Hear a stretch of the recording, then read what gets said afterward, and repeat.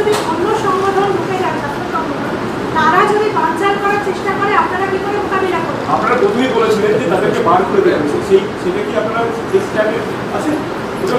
আবার প্রথম বলছি, তিনটে দাবি আমাদের, আবার দাবিটা মনে করিয়ে দিতে চাই। এক, দিদিভাইয়ের জন্য ন্যায় বিচার। দুই, অপরাধীদের দৃষ্টান্তমূলক শাস্তি। এবং তিন, স্বাস্থ্যমন্ত্রী আর পুলিশ মন্ত্রীর পদত্যাগ। এই তিনটে দাবির সাথে যেই মানুষ, এখানে আপনারা সংগঠন, দল, মত, ধর্ম, তার লিঙ্গ, এইগুলো সব ভুলে যান, এগুলোকে বাদ দিন 27 তারিখের জন্য। 27 তারিখ সাধারণ মানুষকে এখানটায় আমরা আহ্বান জানাচ্ছি আমাদের সাথে এই তিনটে দাবির সাথে যদি তারা সহমত পোষণ করেন, তারা আমাদের সাথে পা মেলান এবং আমরা পদত্যাগ করি। যদি শাসক দল বা কোনো সংগঠন কোনোরকমভাবে এই মিছিল বা এই আন্দোলন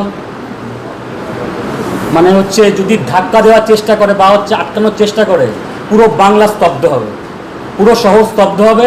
আমরা পরিষ্কারভাবে বলতে চাই, ভয় করার তো কোনো প্রশ্নই নেই। যদি শাসক দল চোখ তুলে ভাবে যে আমরা কোনোরকমভাবে পুলিশ প্রশাসনকে দিয়ে আমরা স্তব্ধ করবো মিছিল, আমরা বলছি পুরো বাংলা স্তব্ধ হবে।